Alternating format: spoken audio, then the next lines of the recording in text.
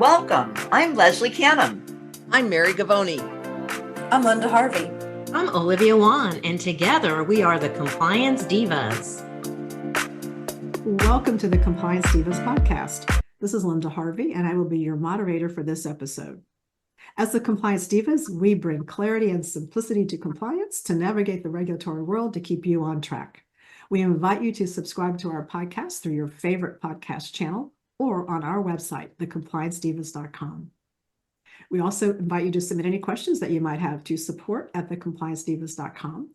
And at the end of today's session, please scroll down to the bottom of your podcast app and give us a rating or a like. Well, this wraps up the end of March, and we know we started off this month honoring Dental Assistant Recognition Week. And as such, we believe that dental assistants dental assistants should be recognized on an ongoing basis. So as such, we have a very good friend of ours today joining us, Sherrie Busby from Heartland Dental. Welcome, Sherrie. Hi, thank you for having me. I really appreciate it.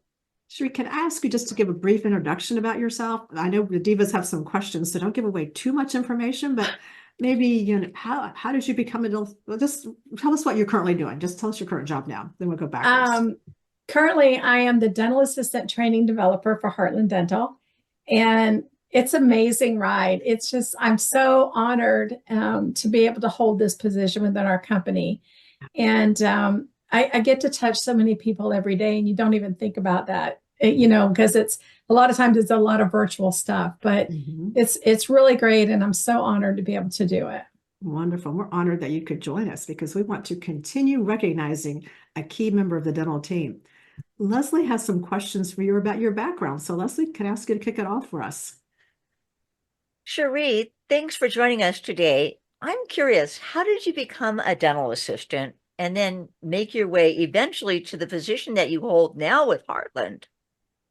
Well, it's kind of funny because I just kind of fell into the DA position, and my kids were babies and I was a single mom, and I needed to find some way to support all of us, right? So I went to a career counselor, and she says, maybe you should do healthcare. You seem like a nurturing kind of person.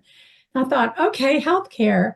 And that we went through the jobs and everything, and we thought about nursing, and I'm like, oh no, there's bedpans and nasty stuff. I don't want to do that, right? So she says, well, how about dentistry? And I thought, dentistry?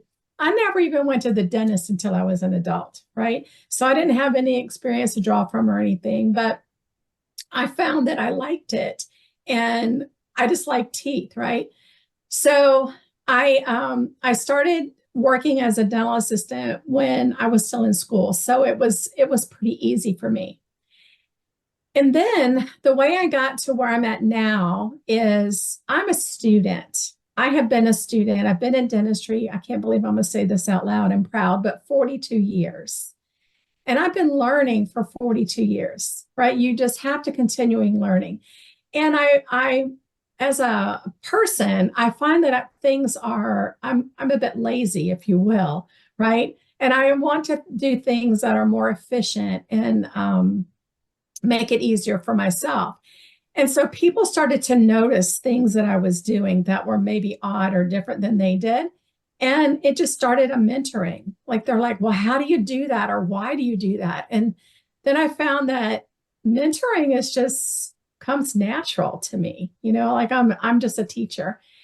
And so I just started my journey. And then over the years, I just kept learning everything that there was to do in the dental office. And then some, actually, because I went a little bit beyond that to learn some leadership things. And when I finally joined Heartland Dental, we had an orientation class. At this time, there was less than 200 offices. So I've been with Heartland Dental for the past 15 years. And we went to this orientation class. And in that orientation, one of the ladies that I had worked with previously was teaching this class. And so we went around and they said, so where do you see yourself in 5 years? And I just started laughing. I said, teaching this class. And they're like, what? I'm like, that's a bit ambitious.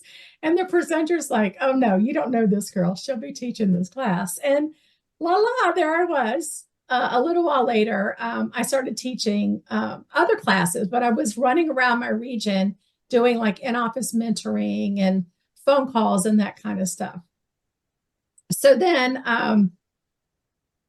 while I was doing that mentoring, they asked me to teach a business class. I'm like, I'm a dental assistant for this company, right? And they're like, no, you'll do fine. I'm like, okay. So I started teaching the business class. And then the next thing I was asked to do was to go to Effingham, Illinois, and teach the new employee orientation. I'm like, I'm a dental assistant, right? And they're like, yeah, you could do this. You'll be fine. So I started doing that. And then one thing led to the other. And then the next thing I did that for about 2 years. And then that led to my current position. And now I've been in this position for the past 10 years. So I'm like, who knew? Who knew it was going to happen like that, right? Just say yes. That's an amazing journey, Sherrie. And when you and I met at Chicago Midwinter, I could tell you have such a heart for helping people find do. their way and their path through dentistry, and to develop people who maybe never had any leadership thoughts in their mind as a career path, to help bring that out in people. And I thought, oh, this is so unique, because a lot of people go into dental assisting thinking that's all there is. Oh, you're so right. And there's so much more, so much more. Thanks so much, Sherrie. You're welcome. It reminds me of, this is the Paul Harvey saying, and that's the rest of the story. And there's always the rest of the story. There's always more, Sherrie. We're always doing more. And I can remember when we were both, I was not a dental assistant, I was a hygienist and a consultant, but I can remember when we were both baby professionals, I'll say, in dentistry. You always had that drive. You always had that desire to mentor. And you saw yourself going into offices and doing, private practices at a time. But now with Heartland, you've had, like you said, the opportunity to impact so many people that you'll never know that ripple effect. And that's just a really very rewarding thing for someone with a big heart like you. So we're especially thrilled to celebrate you during this month. Thank you. That's real sweet to say. You're welcome. Olivia has some questions for you as well. Sherrie, your story is great. So I'm really enjoying learning more about you. And I understand that Heartland Dental is a large organization that employs a lot of dental assistants. But how have you been able to advance the knowledge of Heartland Dental assistants? Wow, in a lot of ways, actually. So it's really hard to narrow down for that question. But I was thinking about this the other day, and there's like right now 3,500 plus dental assistants in our organization. Like that is a serious amount of people, right? And so along with my team, I'm not a one-woman show by any means. Sometimes I feel like I am, but I'm not. We created a training program that spans over 6 weeks. And I'm really, really proud of this program because it really goes on to helping to teach the systems and the reason why things are like they are, right? The why and the systems for people who are just coming on Heartland Dental. And it could be like they are experienced or not. So the program accounts for all of those training needs that are within there. So I'm really, really excited about that. And to be honest, my brain was just downloaded. This was the second program that we built. The first one went for a year. And we found that a year is way too long. You needed like smaller segments, right? So this one has been adopted company-wide, and we're 2.5 years into it. And it seems to be going really, really well. The next thing that I'm really proud of, and probably this is the most thing that I'm proud of, is I have an amazing bench of people. Like being able to influence them and to help them grow is that's really why I do what I do, is to watch other people grow, right? To see them. And so one of the advantages of being in the DSO or even in large practice is there's others that you can mentor. And so I have a group of about 75 or 80 dental assistants that are all over the country. And these people, they do exactly that. Some of them go into other offices and mentor, but the majority help support classes. So we have virtual and in-person classes that these people, go into and support. And not only does that help them feel fulfilled, right? Because they get to go do something. They have their group, their community that they support each other, and they're so nurturing, this group is. But they in turn are growing other people. So our bench is growing because they are learning these skills and paying it forward. So that's the really, really the best part of what I do, is seeing somebody else grow. And then the second part of that is that the creation of Heartland Dental University. And this is really, it's an industry leading thought, or if you will, or process that helps to continually to grow. Because as a dental assistant, the thought is that I'm going to learn how to make a great crown. I'm going to learn to make a great temp. I'm going to set up well. I'm going to support my doctor.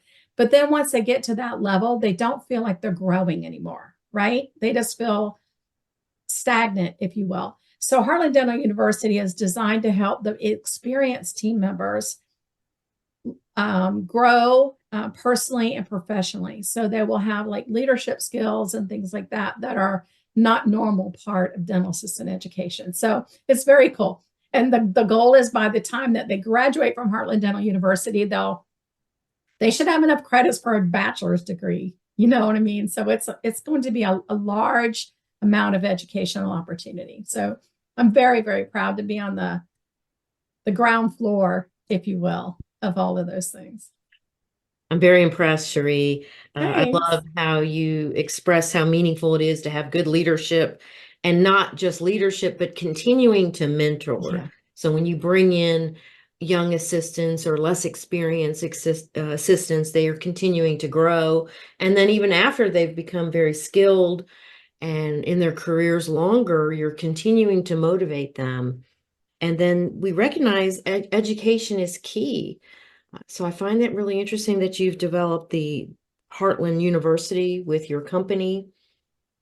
I think that this is really something that other assistants should look at, even independently. You know, we encourage people to listen to our podcast because it's a form of education. It's a way to Absolutely. keep growing professionally and striving to stay on top and current with information. So I love your story, and I appreciate you taking the time.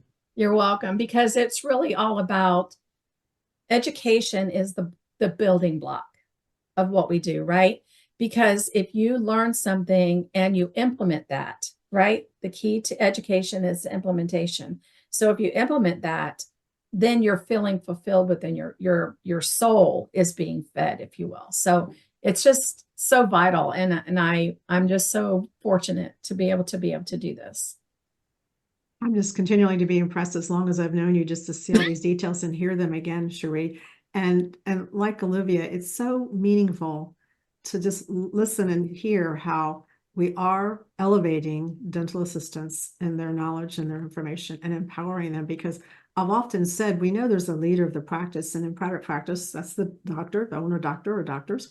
However, everybody's a leader in their own role. So when something's Absolutely. going on in that operatory that you need to take charge of, whether it's a patient who's misbehaving, or or something that that you need to take ownership of it and take care of the situation and address it in a comfortable, professional way. And so this is empowering them with those leadership skills to do that at all levels. So it's beautiful, wonderful. Thank you. And it really is, because it's part of the personal growth.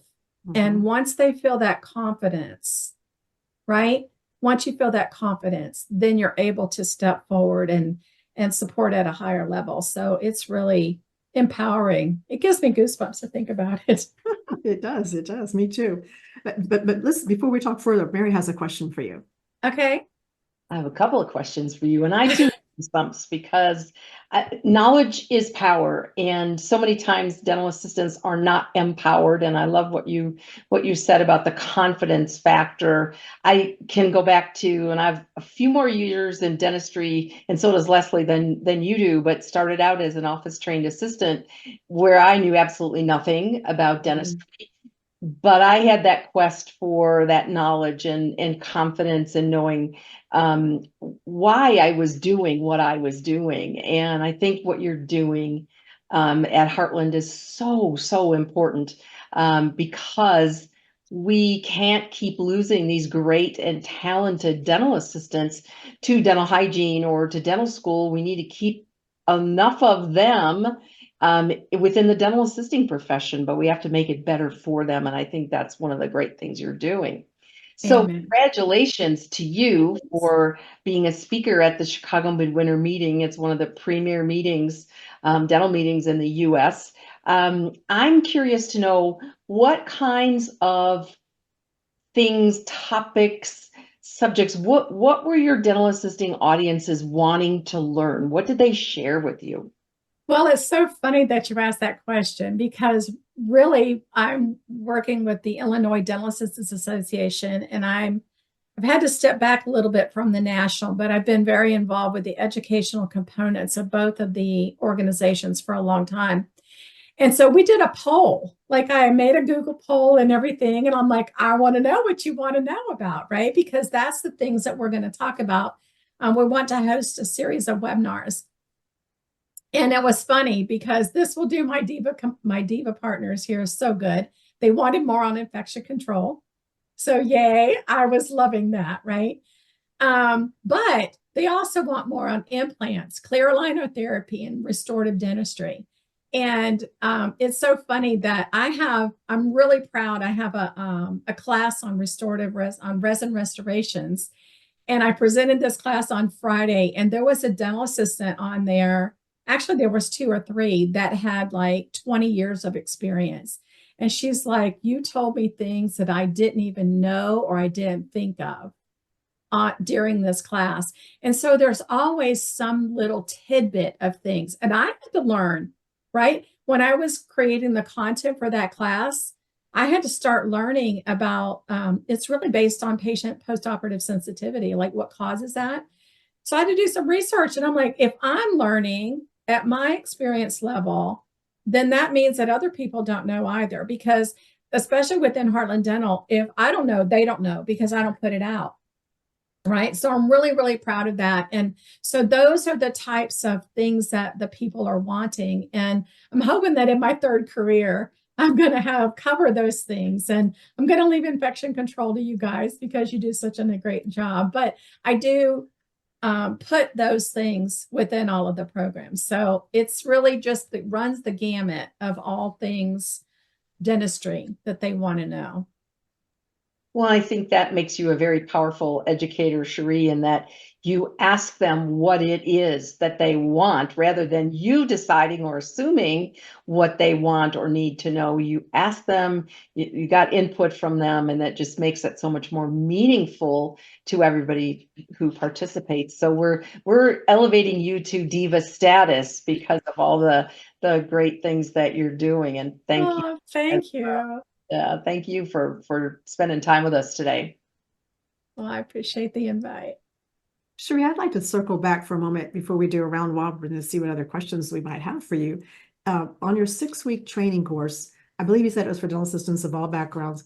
Can you share with us what types of topics, and are they all virtual or some of them might be in person? Well, actually, it's a blended learning approach.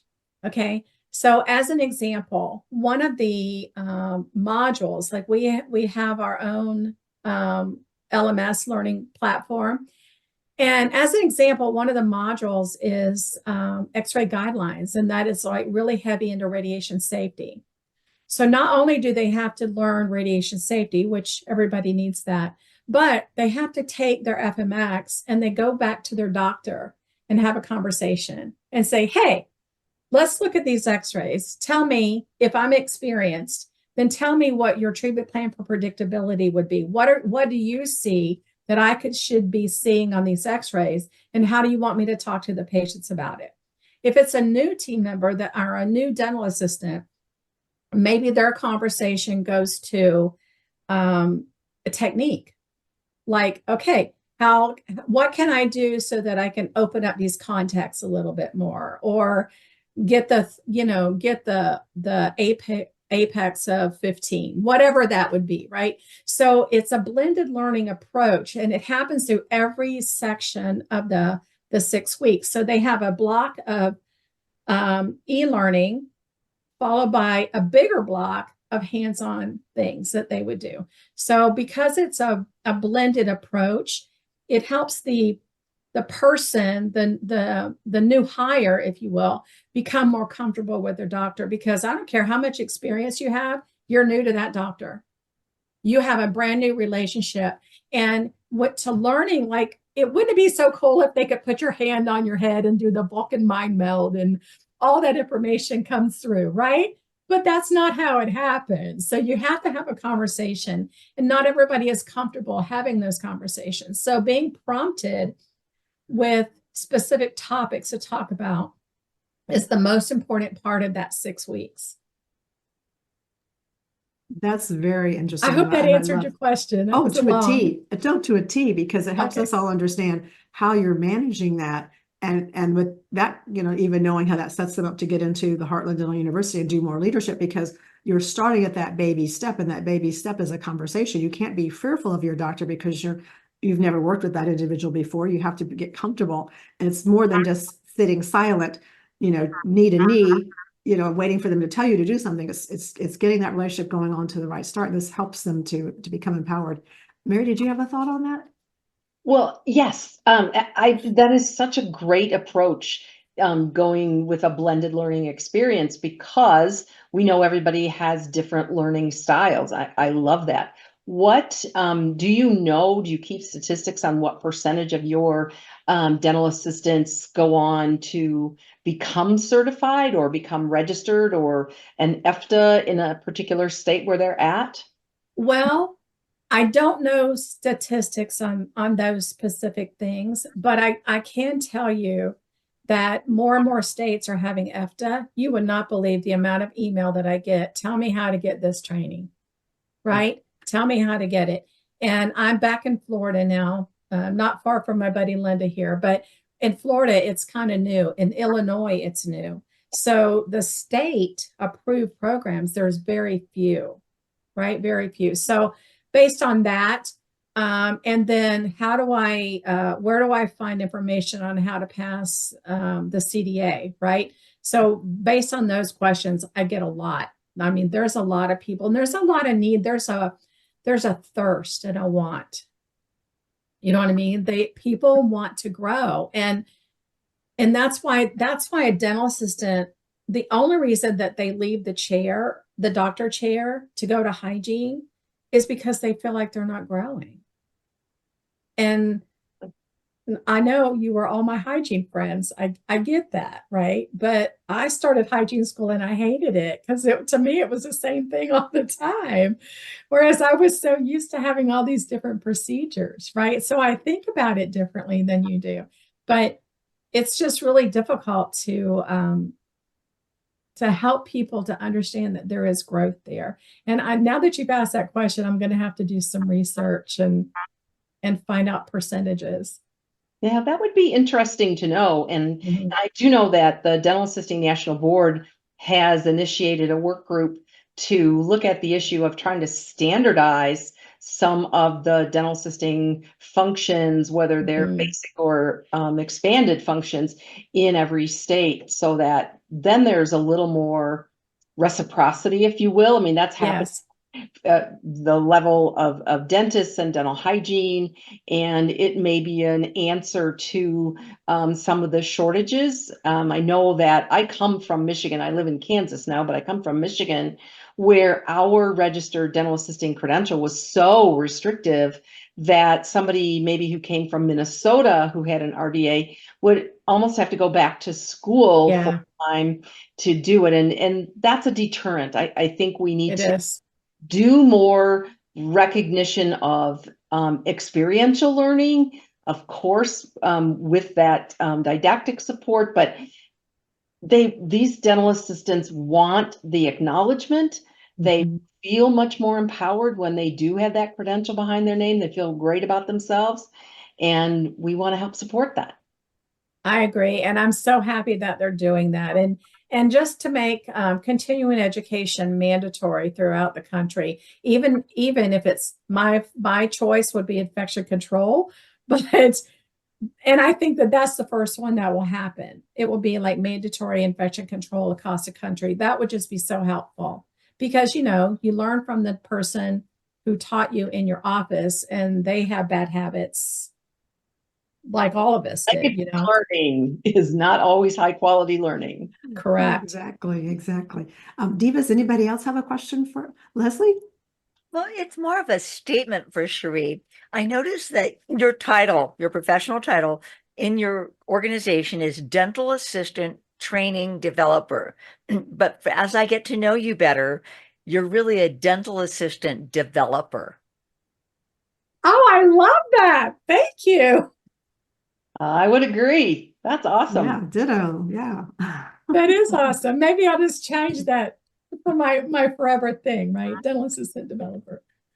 Well, Sherrie, we Very have time for one more question. I just would like to ask you, what advice would you offer any dental assistants who are listening to our podcast for themselves in their career, or maybe they can offer to their fellow dental assisting teammates? Okay, I have 3 things. Number 1, always be learning. And I feel like that sometimes, and I get this, especially from seasoned team members going through my Core Essentials program. They're like, yeah, I already know how to do that. So can I just have credit? Like, you don't know what you're going to learn until you do it. So there's going to be something, some pearl of wisdom that's included, but always be learning, always be learning.